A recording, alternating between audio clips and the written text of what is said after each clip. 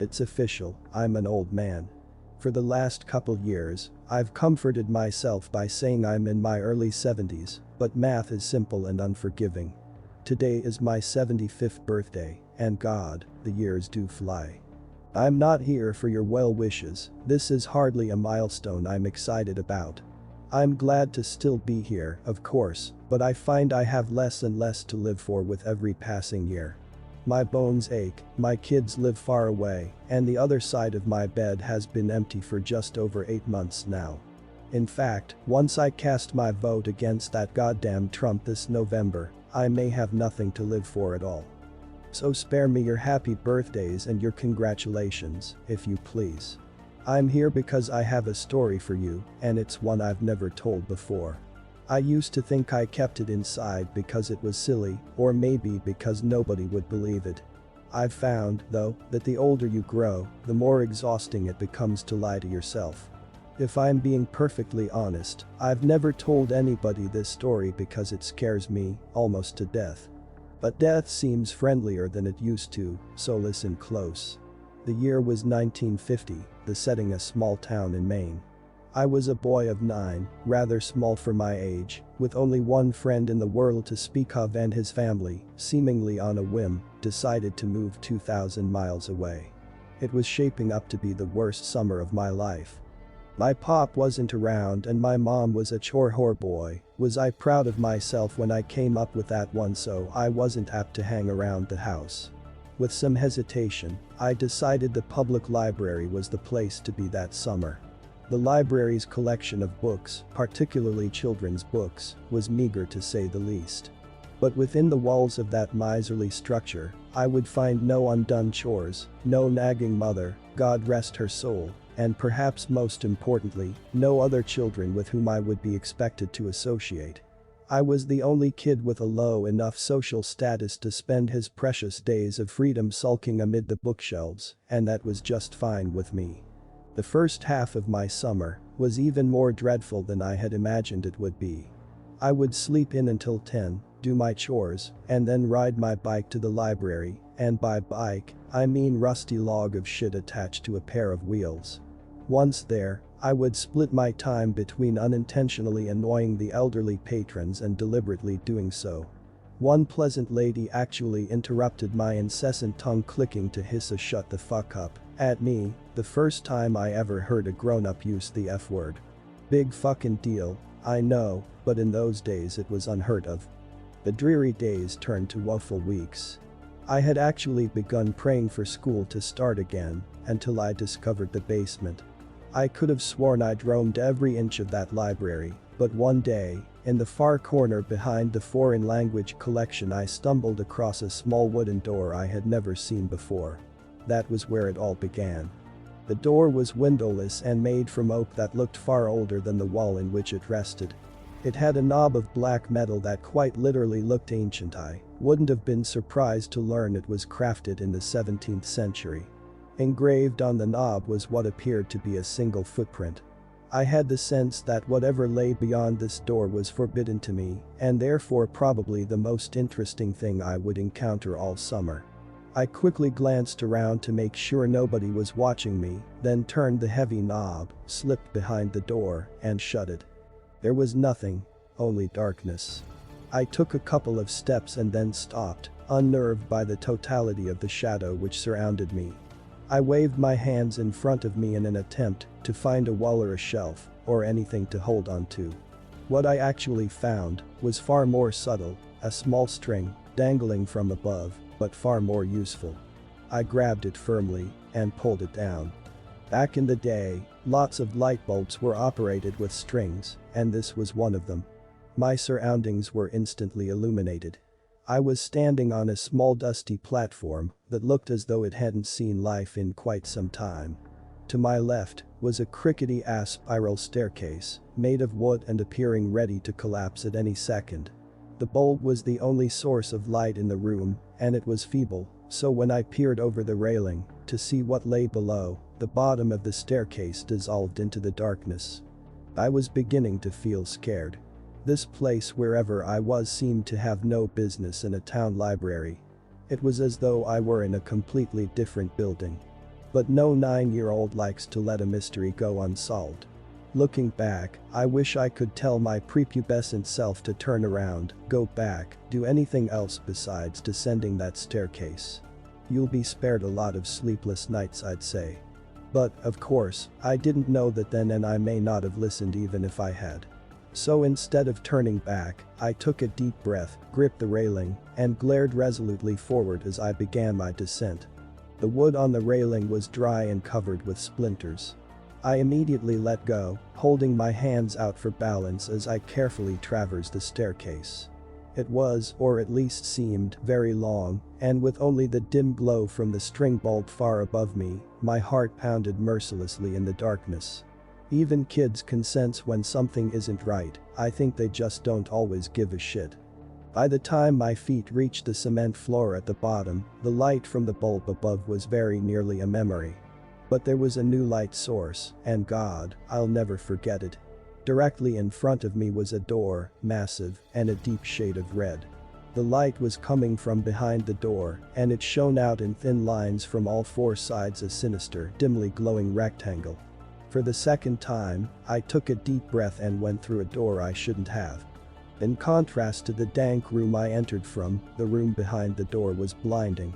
When my eyes adjusted, what I saw nearly took my breath away. It was a library.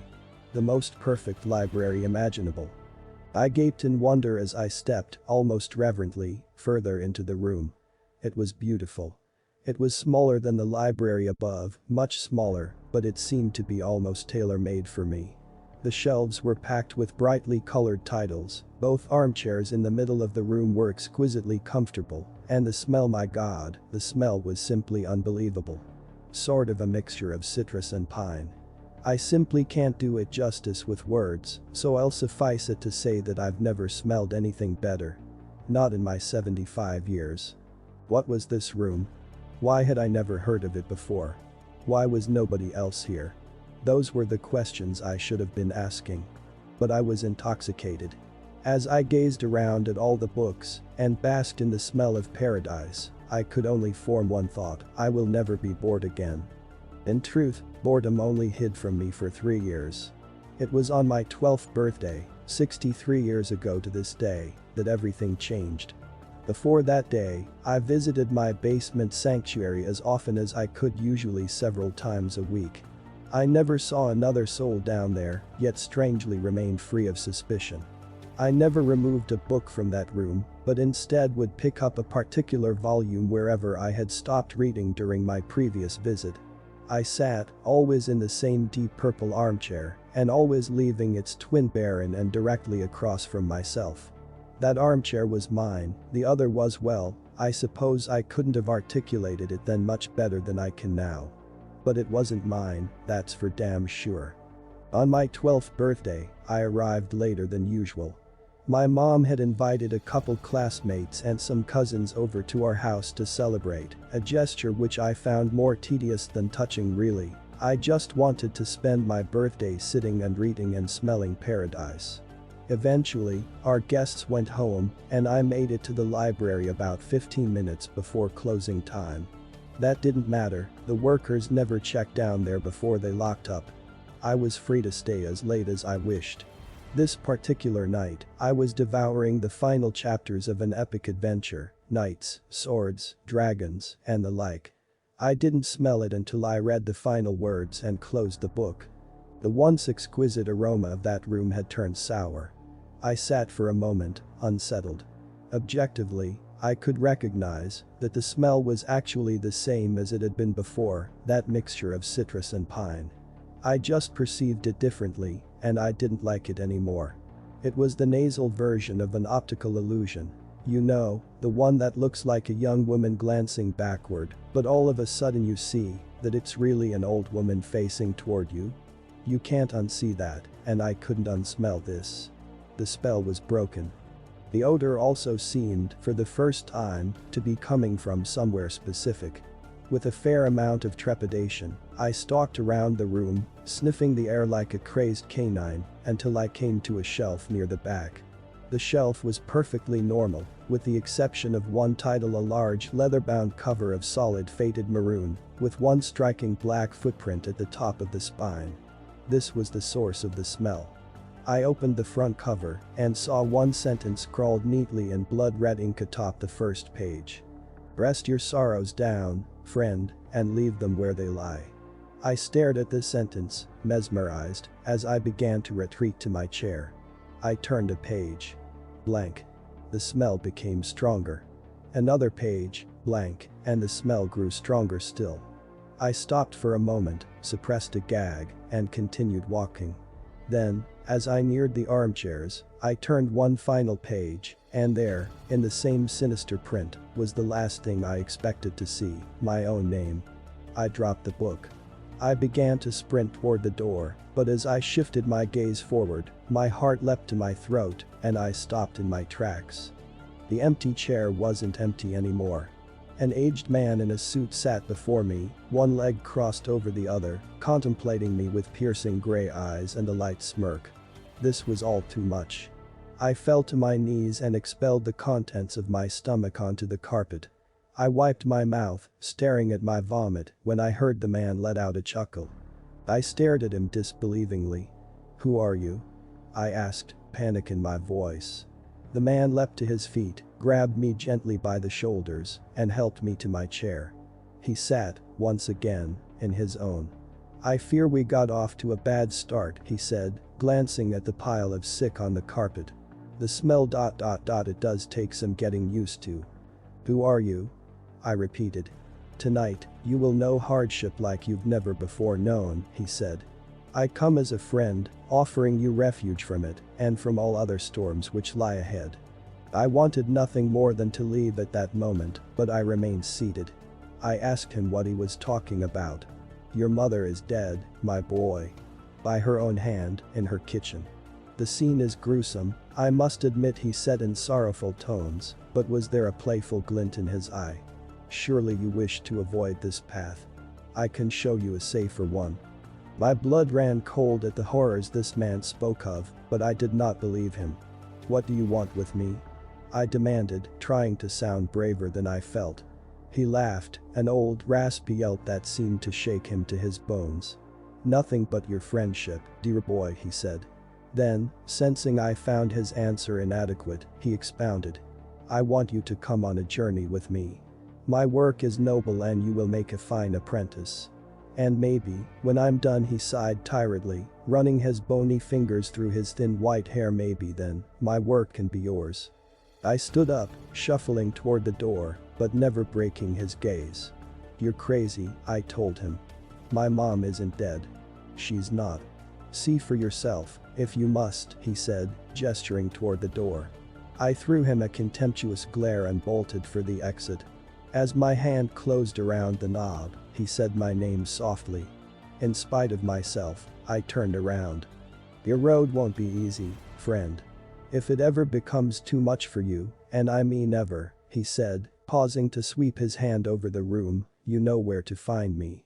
I slammed the door behind me and took the decrepit stairs two at a time. I exited the library, clambered onto my bike, and hightailed it home. The front door was wide open. I dismounted, leaving my bike in a heap on the ground, and approached the house cautiously. The old man was lying, he must have been.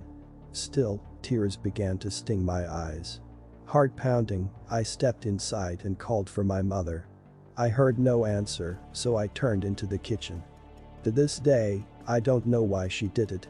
I've lived in that small town in Maine my entire life, although I've kept mostly clear of the public library. Once, in my late 20s, I summoned the courage to step inside. Life was good at that time, and my fear had begun to morph into idle curiosity. Where the door to my basement sanctuary once stood was only a blank wall. I asked the librarian what had become of that basement, though in my heart I knew the answer. "There was no basement," she said. There had never been a basement. In fact, if she had her facts correctly, city zoning ordinances prohibited a basement in the area. I've been haunted by that sickly sweet smell, that poisonous blend of citrus and pine, ever since that long ago birthday. When I saw my mother in the kitchen that day, collapsed in a pool of her own blood, I smelled it. When a man claiming to be my father knocked on my college apartment door, begged me for money, and beat me to within an inch of my life when I refused, I smelled it. When my wife miscarried our second child, I smelled it, and again when she miscarried our fourth. When our oldest son got behind the wheel of the family Buick completely shit-faced and got his girlfriend killed, I smelled it. I began to smell it periodically as my wife became sick. She died late last year, and now, I'm alone for the first time in more than half a century. Now, I smell it every day, and it feels like an invitation. A few months ago, I went back to the library, and the small oak door with the ancient handle was there right where it used to be. My evening walk has brought me past that library every day since, but I haven't gone inside. Maybe tonight I will. I'm frightened to die, yes, but lately I'm even more frightened to keep living. The old man was right, my road hasn't been easy, and I doubt it will get any easier. Rest your sorrows down, friend, and leave them where they lie. He promised relief. A refuge, he said. Was he right about that too? There's only one way to find out. After all, I still know where to find him.